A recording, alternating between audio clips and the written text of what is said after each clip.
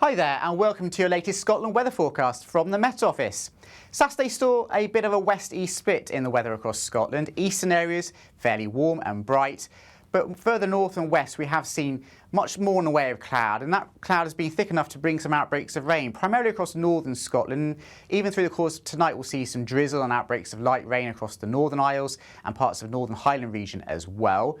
Further south and east, well, skies generally tending to stay somewhat clearer, and where skies do remain clear, we'll see temperatures certainly drop into the mid-single figures in the countryside, but there'll also be more in the way of mist and fog patches developing compared to recent nights, particularly across the central belt. Here, temperatures in the towns and the cities generally holding up at 8 or 9 degrees. In the more rural areas, though, we could see potentially temperatures get low enough to give a touch of grass frost.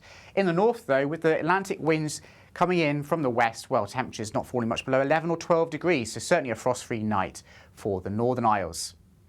The fog, though, across the central belt could be quite slow to clear on Sunday morning, bringing some very poor visibilities on the roads if you are travelling first thing. But there'll also be some sunny spells around as well, particularly across the higher ground of the Grampians.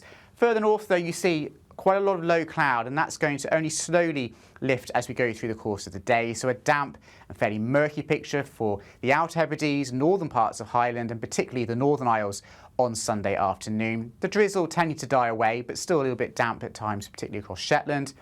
Otherwise, once the fog has cleared, it should be a fine afternoon for most of inland Scotland, so parts of the central belt, many parts of central and western Scotland as well, having plenty of sunshine through the afternoon.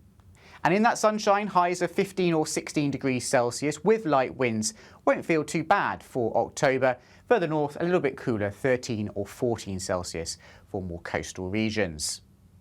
Into Sunday evening then, and generally any drizzle in the north tends to increasingly become isolated and die away.